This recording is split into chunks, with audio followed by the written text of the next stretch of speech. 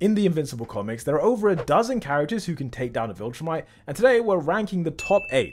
These rankings will be based on strength, durability, battle IQ, and potential, and what I mean by potential is if a character has their ideal conditions, how easily can they kill a Viltrumite? Okay, so starting off with the number 1 ranked character, Battle Beast is the first person on this list. In issue 135, we found out that Battle Beast's real name is Thokk, and later on his backstory gets explored in a completely separate comic. Thanks to this comic, we know that Thokk's home planet used to be a savage wasteland where his species was constantly at war. However, as Battle Beast grew up, he became so powerful that he won every conflict by himself. Over time, his dominance led to the end of literally all wars on the planet, which allowed his people to evolve into this futuristic society. The problem was that by now, Thokk had become addicted to battle and was filled with rage every second of the day. To prevent this rage from destroying his home, Battle Beast left the planet permanently and began searching the universe for someone stronger than himself. During this time, he said that he single-handedly conquered 1,000 planets, showing that he's not easily killed like the rest of his species. In fact, in issue 67, he was described by one of his people as being immortal, since he's been alive for so long and away from home for so long that there are members of his race who aren't even sure that he's real. To me, this implies that number 1, Battle Beast is probably hundreds if not thousands of years old, and number 2, he literally can't die unless he's killed in battle. If this theory is correct, it would be the result of his curse, and just as a bit of context, in the Invincible universe, characters like Monster Girl and Duplicate got their powers from a magical curse, and although it's not explicitly said that Thokk's strength is magical, we can't deny that his rage has been referred to as a curse multiple times. This curse is what drives him to keep on fighting until he dies, and for a long time he'd been searching for Viltrumites. Because of their reputation, Battle Beast assumed that a Viltrumite would be able to kill him, but it turns out not all Viltrumites are built the same. In Season 1, he arrived on Earth as one of the henchmen for Machine Head, and during this battle he fought with Invincible. At the time, he had no idea Mark was a Viltrumite, and honestly, if he did know, he probably would have got depression. Throughout their fight, Invincible didn't land a single punch in the show. I mean, in the comic he did land 1 punch, but the fact is, Battle Beast gave him his second worst beatdown of the season. If Thokk wanted to, he could have easily finished him off, but instead he kind of left in disgust after being let down by the low standard of Earth's heroes. The next time he faced a Viltrumite was when he broke out of Viltrumite jail, and although this guy doesn't have a name, he was strong enough to be selected to execute Nolan. That tells us that he's not weak. I mean, obviously he's not on Nolan's level, but the Empire wouldn't have sent weak soldiers to take down Omni-Man. For that reason, I feel like it's fair to say this is probably a slightly above average Viltrumite, and Battle Beast scratched and beat him to death while suffering no visible injuries. More than that, he actually ripped this person to pieces, because we see his remains just floating around at the end of Season 3. After that experience, the next Viltrumite he faced was Thula, and she's not exactly the toughest remaining Viltrumite, hence why he was able to throw her around. By this stage of the comic, I would have ranked him somewhere between Alan and Nolan, but his fight with Thrag proved that he was significantly ahead of both of them, at least at this point in time. In case you might not know, Thrag is the strongest and most durable Viltrumite, and if you want to know more about him, I made a video explaining each member of their species. However, for today, all we need to know is that Thrag represents peak Viltrumite performance, and in a fair contest, Battle Beast almost ended him. For context, before their fight started, Thrag was injured by these creatures that we'll talk about later, and so Thokk injured himself in the exact same way to make the fight as fair as humanly possible. What followed this was a clash that lasted for days and spread across the entire planet of Thraxa. Some of the main things we learned from this conflict are: number 1, Thokk's teeth were tough enough to dig into Thrag's skull, the same skull that broke Nolan's fingers and broke all of Dinosaurus' teeth. Number 2, in terms of raw strength, he and Thrag were close to evenly matched, proven by just how long their fight lasted. Even though the Viltrumite barely survived in the end, the fact is he went all out, he was giving it everything he had, and despite that, there were moments where he got pinned down, strangled, and in the end he lost consciousness. Of course, by the time he lost consciousness, he did finally kill Battle Beast by crushing his heart, giving him the death he'd wanted. In this series, no one else pushed Thrag this hard for this long in a pure 1v1 battle, and based on that, it's guaranteed that Thokk would comfortably beat high-ranking Viltrumites like Nolan or even Conquest. Speaking of Conquest, the next character on this list is someone who he fully admitted he can't defeat. That person is surprisingly Amanda, aka Monster Girl, whose magical curse lets her morph into this creature, but at the cost of becoming younger each time. If we look into Amanda's origin, she's known for a long time that the younger she gets, the more powerful her monster becomes. An example of this is how her very first transformation was so tiny that the monster was able to fit inside an airplane bathroom. By contrast, when she joined the Guardians of the Globe, her monster form was enormous because by that stage she'd been consistently getting younger. Now, it turns out that in one of the many alternate timelines of Invincible, there's a reality where Amanda overused her powers to the point of becoming a baby. This timeline is actually the one that Mohawk Mark is from, and in his reality, baby Amanda belongs to the Viltrum Empire. Due to her being so young, her monster form reached its full potential, and in this state, even a whole team of Viltrumites isn't enough to control her. To be specific, you have the combined force of Conquest, Anissa, General Krieg, and Lucan, and with all of this, Conquest still doubted that they could stop Amanda's rampage. In this panel, it's implied that they'd used Monster Girl at least once before and didn't have the power to contain her, hence why Conquest was so hesitant this time around. From Anissa's point of view, she had no intention of fighting Amanda and instead wanted to just wait around until the monster falls asleep. These statements help to paint a picture that Monster Girl is unstoppable because if we're being honest, the combined strength of this team should beat anyone. And yeah, I'm including Thrag in that as well. He would lose if all of these people attacked him at once. The fact that Monster Girl scares them proves that her strength is too much for any one Viltrumite to handle, and to even have a chance you need a whole team. All that being said, because she's a baby in this timeline, Amanda's battle IQ is 0, and so she didn't have the right combination to be ranked as number 1.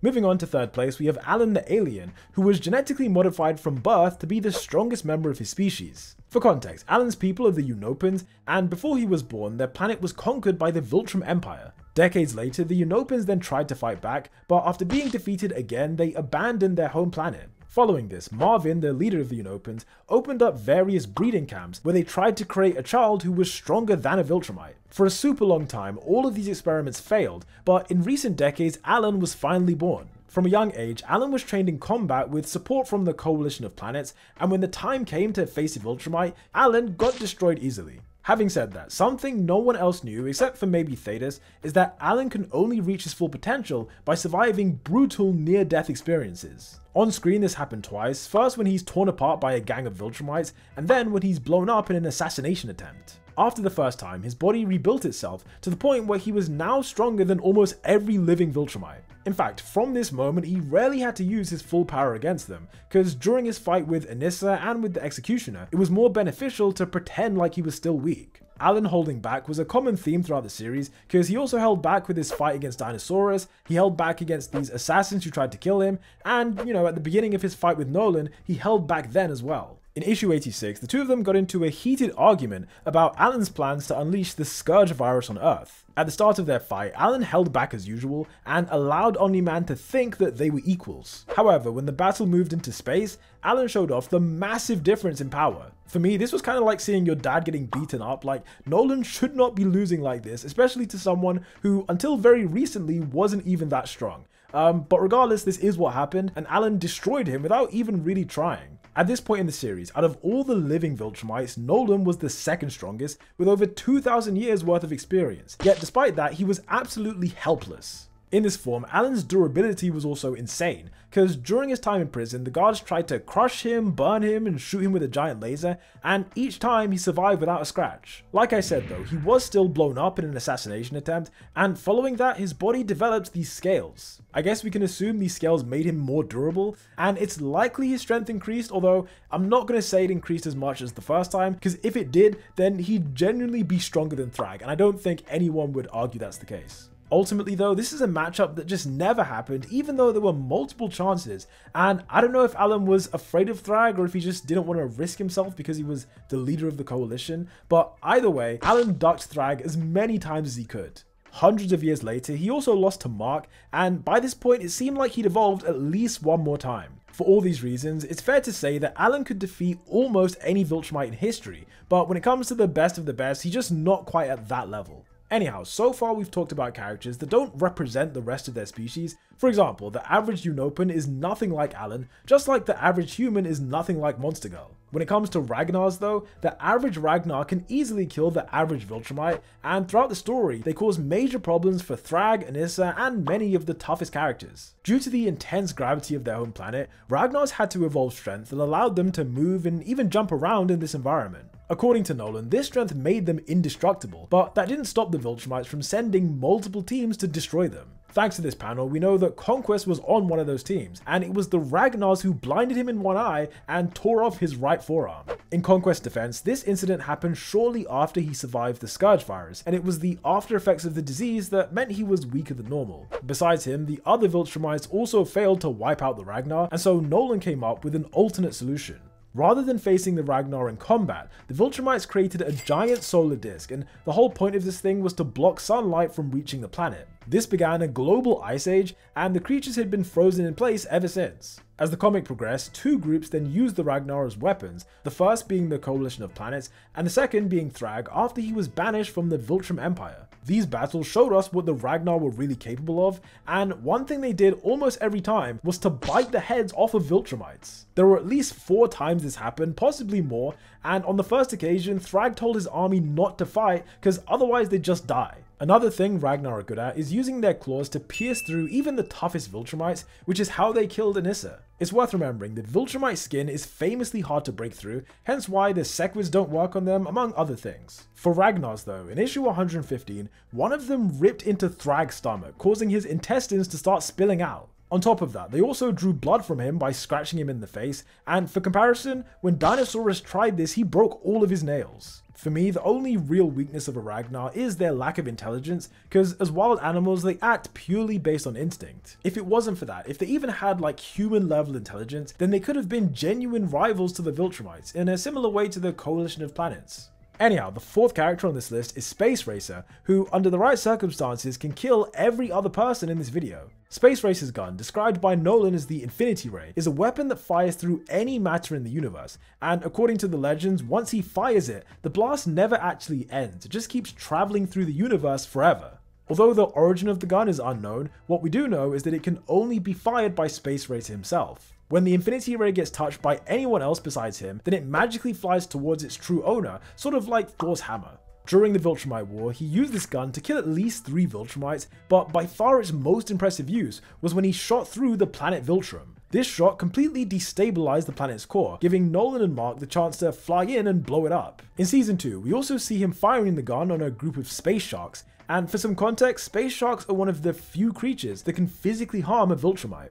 In terms of physical stats, Space Racer fought with Nolan 100 years ago, and was tough enough that Nolan didn't outright kill him, but instead decided to leave him trapped under these rocks. Nolan's thought process was that Space Racer would eventually die from starvation, but in reality he survived under this rubble for over a century, without access to food, water, or anything you'd expect him to need. According to Thaddeus, he survived due to his amazing metabolism, and judging by how surprised the Viltrumites were, my guess is they probably wouldn't have survived a full 100 years without food. When it comes to pure strength, Space Racer was able to knock out Thresher, who was the first woman in history to ever make Battle Beast bleed. Invincible also described her as being surprisingly strong, and this is after he'd reached the same level as Nolan.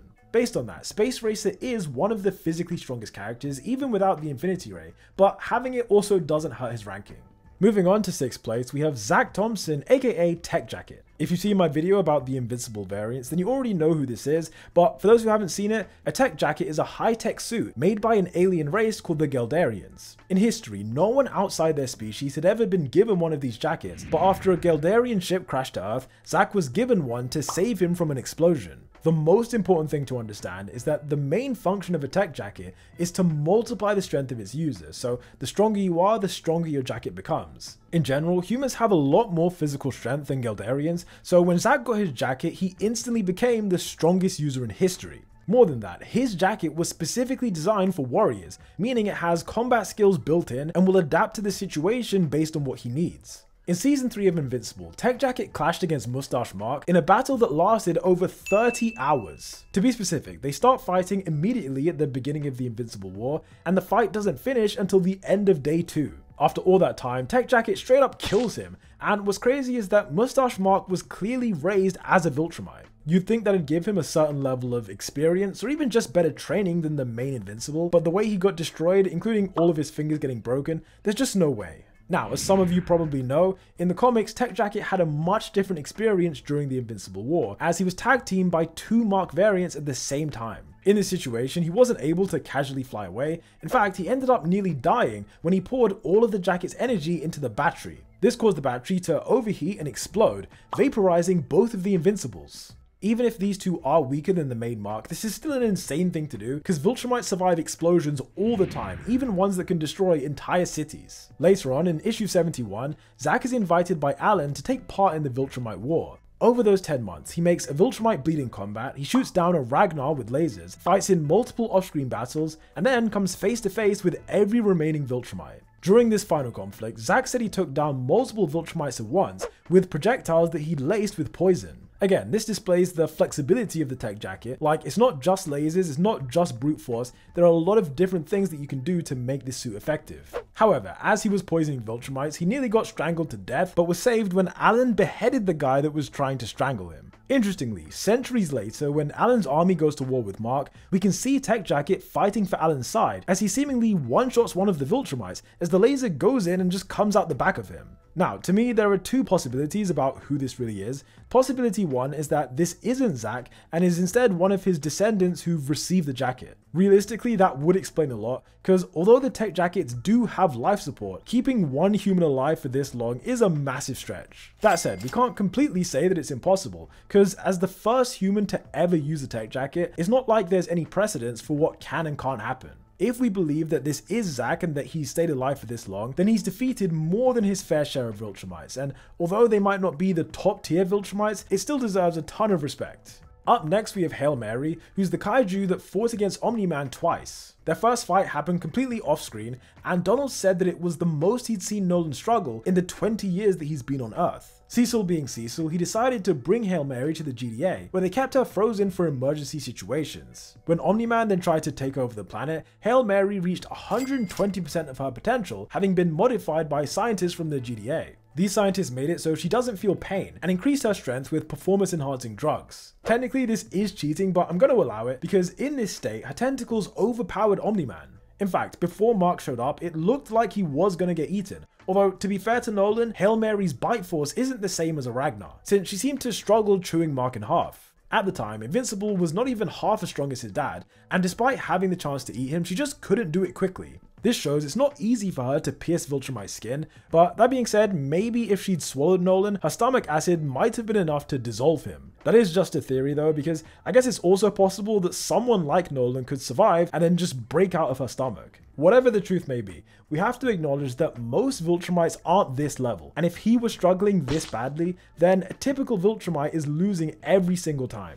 Finally, the last character is Dinosaurus, who's a human with a split personality. His regular self is a guy called David Anders, who for the most part seems to be a totally normal person, but when he doesn't care about something and gets a sense of boredom, he transforms into Dinosaurus. Unlike David, Dinosaurus is probably the most intelligent character in the series, besides maybe Robot, and was willing to make huge sacrifices to accomplish his goals. Now, this video isn't really about his ideology, but as a very quick overview, Dinosaurus is a long-term thinker who wants to solve issues such as climate change, overpopulation, and other related problems. The issue is that his solutions to these problems always involve thousands, if not millions of people dying, and throughout the series, he and Mark have a very up and down relationship. When they first met, Invincible easily knocked him out, causing him to transform back into David. In that moment, Mark genuinely considers killing him to stop something bad happening again, but gets stopped when more heroes arrive. The next time they meet, Dinosaurus blows up Las Vegas, but before that happened, his punches did draw blood from Invincible.